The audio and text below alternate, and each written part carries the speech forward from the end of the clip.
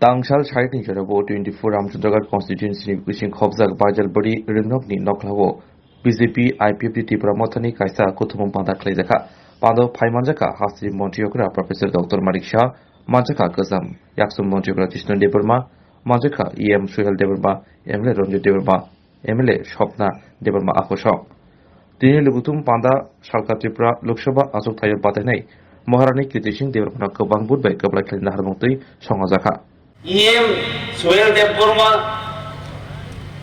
আমাদের নেতৃবৃন্দ সবার নাম বলবো না কারণ সময়টা একটু কম এবং আমার বক্তব্য আমি খুব সংক্ষিপ্ত রাখবো অনেক বক্তব্য হয়ে গেছে আপনাদেরকে প্রথমে ধন্যবাদ জানাই যে इतना गर्मी में आप लोग बैठे हैं भाषण सुनने के लिए और इतना भाषण भी हो गया तो भाषण मेरा बहुत छोटा रखूंगा मैं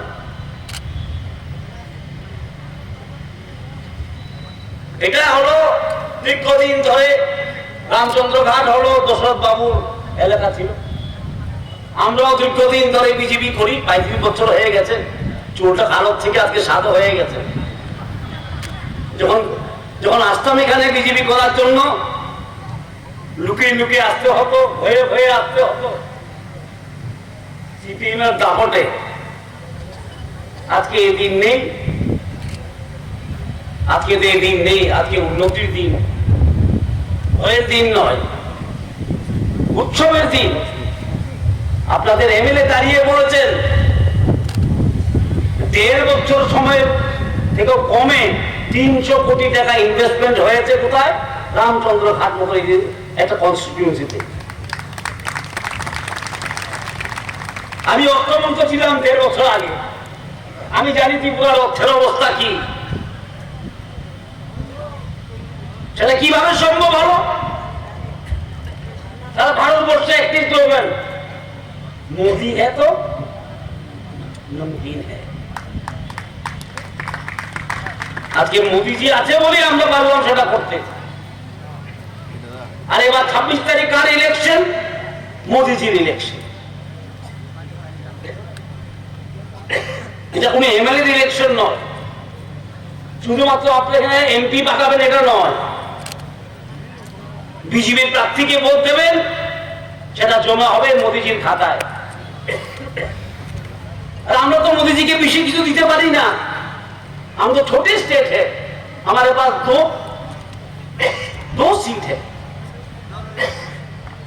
त्रिपुरा के पास कितने सीट है 2 सीट है यूपी जैसा 80 सीट नहीं है हमारे दायित्व मोदी के 2টা পদ্মফুল উপহার দেওয়া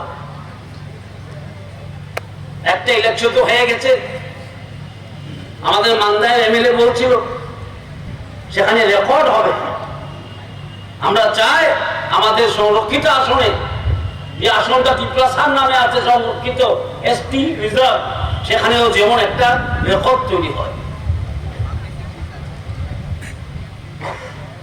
এবং আমি বলেছি আমার বক্তব্যের আগে এটা দশরথ বাবুর সিট ছিল দীর্ঘদিন আমি দশরথ বাবুকে সম্মান করি উনি অনেক সংগ্রাম করেছেন ত্রিপুরা স্বাদের জন্য এটা আমি অস্বীকার করি কিন্তু পার্টিটা তো ঠিক ছিল না জায়গাটা ঠিক ছিল না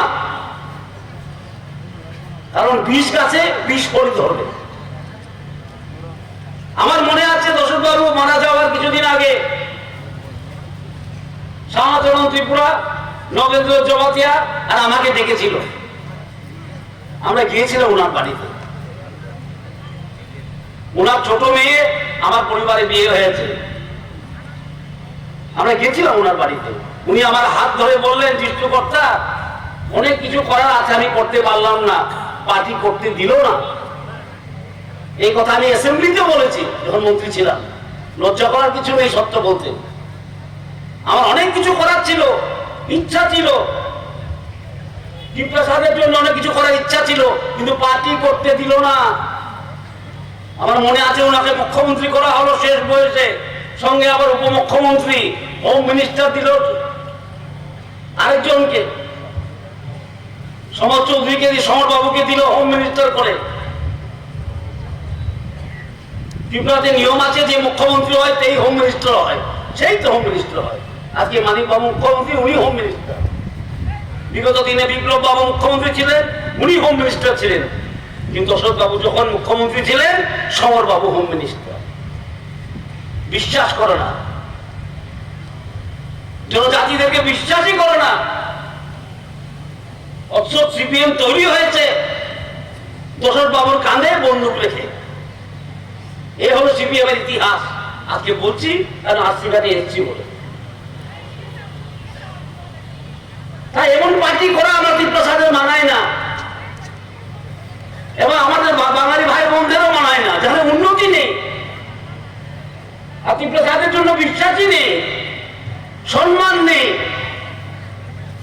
আমার মনে আছে 2008 সনে মহারাজা বীরবিক্রম মানিকের 100 বার্ষিকী, 100 বছর পূর্তি, একটা গভর্নমেন্ট প্রোগ্রাম হলো না, একটা গভর্নমেন্ট প্রোগ্রাম হলো না মহারাজার 100বার্ষিকীতে। আমরা গিয়েছিলাম মানিক বাবুর কাছে, আমাদের মানিক বাবু না, সিপিএম এর মানিক বাবু, মানে সরকারের কাছে গিয়েছিলাম আমরা, গিয়ে বললাম আপনিও তো এমবিবি কলেজের ছাত্র, আমাদের মতন কিছু করেন? উনি বললেন না, রাজার জন্য আমরা কিছু করি না।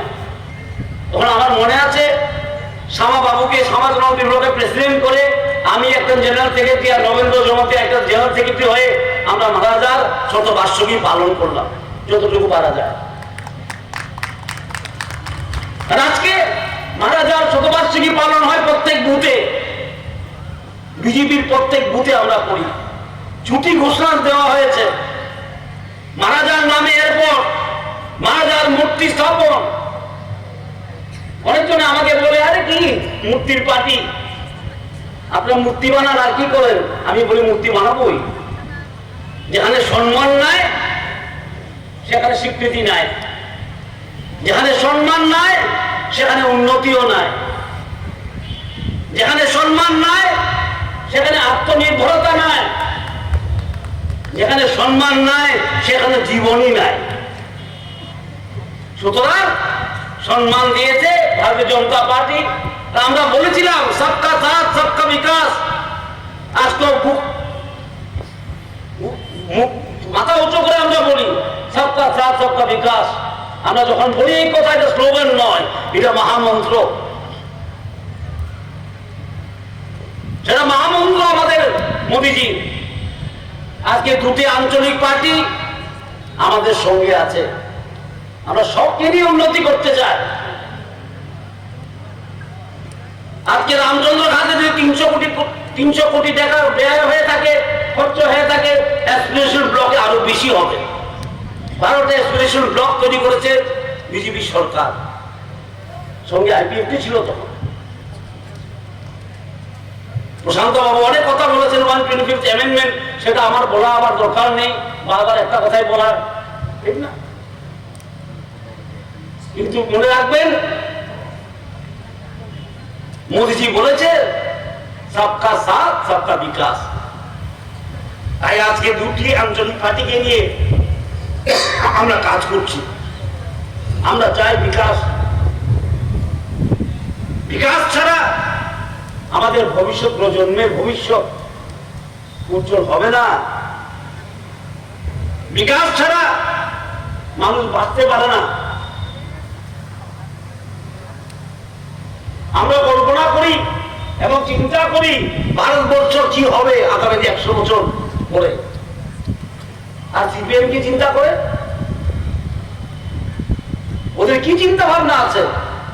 পোস্টার দেখি হিসাব দাও হিসাব দাও। আরে আপনারা হিসাব দিন আগে। 35টা বছর কি করেছেন? 25 বছর একটা না, আর কি বলে নিবেন বাবুর 10 বছর, 35 বছর।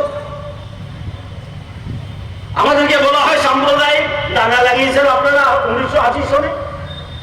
ভয়ের অবস্থা কি ছিল তখন? আমরা সবকে নিয়ে চলতে চাই, দাবি যাই হোক, যে কোনো দাবি হোক, সেটা যদি উন্নতি হয়, মানুষের যদি ভালো হয়, আমরা দেখবো চিন্তা করে। সেটাই তো গণতন্ত্র।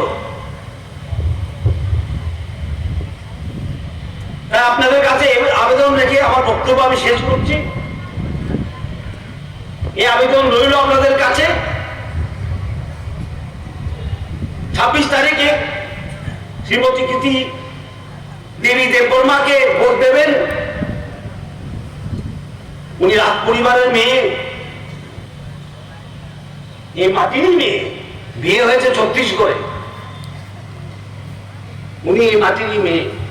আমি যেমন এই মাটির সন্তান, উনি যেমন এই মাটির সন্তান, উনি যেমন মাটির সন্তান, উনি মাটিরই মেয়ে।